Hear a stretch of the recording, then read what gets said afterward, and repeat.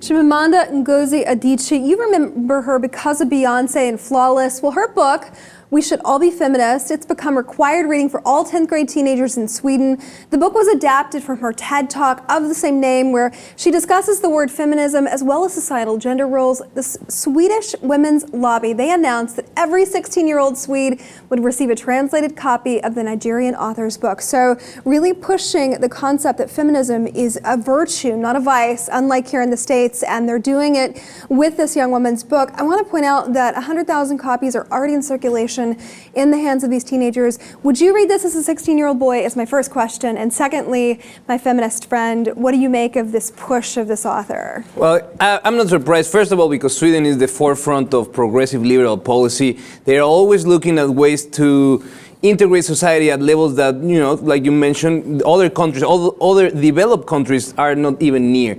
Now, I will read it. I love to read. Again, if it's required reading, I don't think they have a choice. But this is the type of content that the kids should be reading at school before they move on into college, before they make an opinion of them, you know, of themselves moving forward. What are they trying to achieve?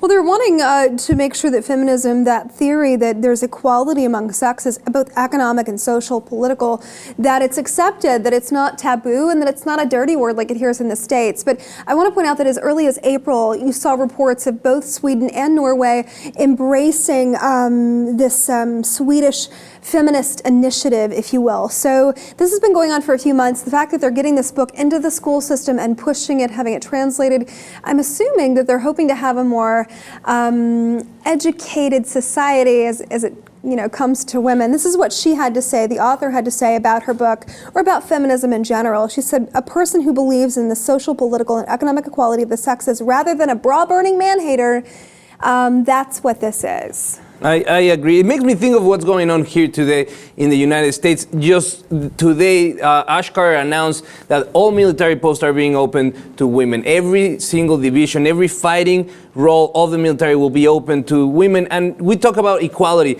but I think that it needs to be taken a higher level, and not necessarily equality in terms of women asking for a chance to do things. We're talking about granting full citizenship to women all around the world to do things in equal manners and be developed in the same way that men are. Otherwise, we are just talking about something that still men have control to grant. We have like these kids to grow up with an idea that we are equal from the root.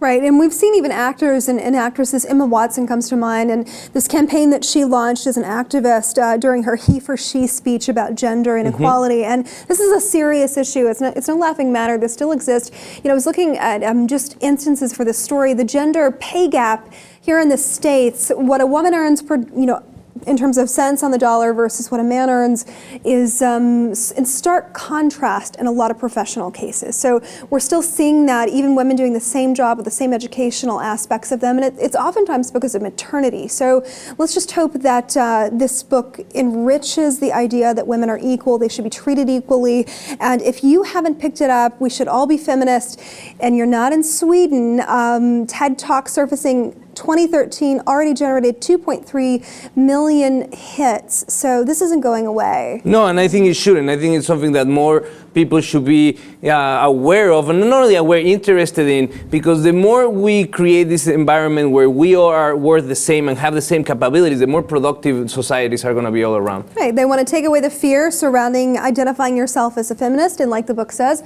we should all be feminists.